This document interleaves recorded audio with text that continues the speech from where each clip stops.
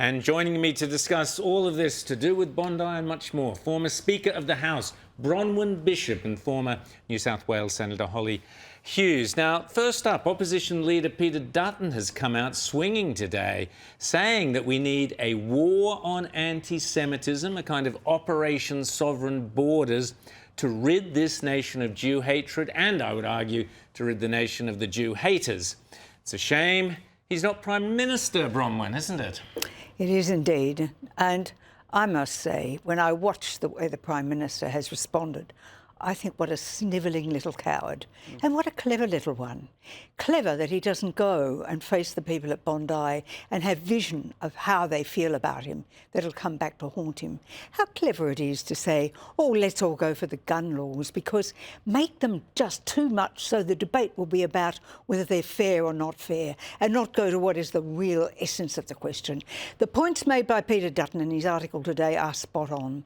It does need to be ripped out. The problem is that there is a cell in this country somewhere of ISIS supporters, and we don't want weasel words about unity and everybody coming together. We cannot come together with people who are hate preachers in that college out in Bankstown. It is not possible for us to have a solution to anti-Semitism until we actually reveal the problem. And it is within our midst.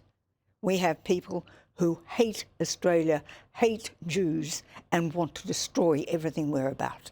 Isn't this the point, Hollie, that all the politicians appear to be hiding behind what I would call weasel words? It's neo-Nazis, or it's misinformation, or it's gun control.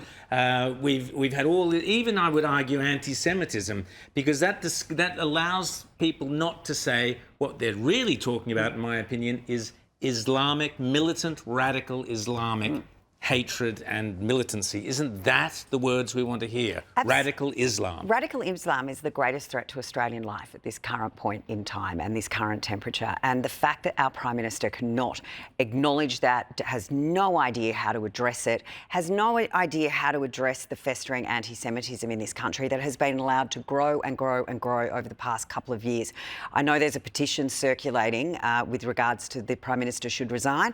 I think someone with some guts needs to put a motion up when they get back to Parliament, calling for a no confidence motion in this Prime Minister. I think many Australians have lost confidence in this Prime Minister. But let's see who backs it and who doesn't. Because I can tell you some of those teals wouldn't, falling over themselves to support this Prime Minister, and let's see their true colours. Absolutely. Well, I'd say I've heard rumours of there could be a class action against. Oh, isn't that glorious? Which is deserved, isn't it, Bronwyn? Yes, indeed it is. Look, the thing is that you're right about the words that are used. Words matter.